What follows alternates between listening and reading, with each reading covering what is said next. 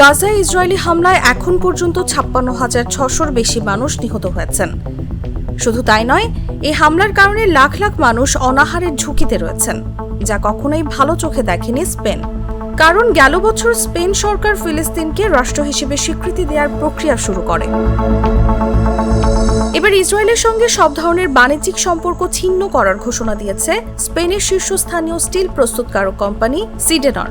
তুরস্কের সংবাদ সংস্থা আনাদোলু মঙ্গলবার এ তথ্য নিশ্চিত করে।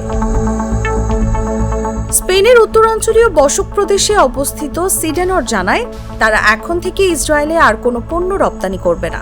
প্রতিষ্ঠানটির ভাষায়, এই সিদ্ধান্তের আর্থিক প্রভাবও খুব সীমিত, কারণ ইসরায়েলে তাদের মোট বিক্রি মাত্র 0.৫%-এরও কম।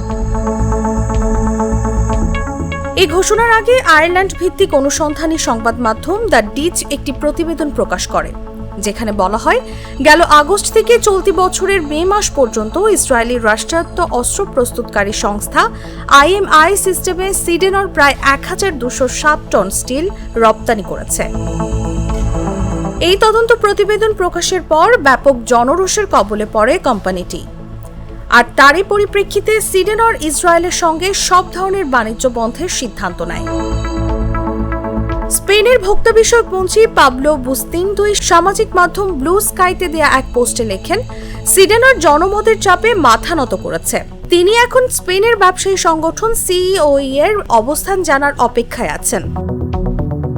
শুধু এই ঘোষণাই নয়, স্পেন সরকার এরই মধ্যে দেশটির সব কোম্পানিকে ইসরায়েলি দখলদারিত্ব, বর্ণবিভেদ ও ফিলিস্তিনিদের বিরুদ্ধে গণহত্যার সঙ্গে জড়িত সব রকম সম্পর্ক ছিন্ন করার আহ্বান জানিয়েছেন। নিউজ ডেস্ক, জাগো নিউজ।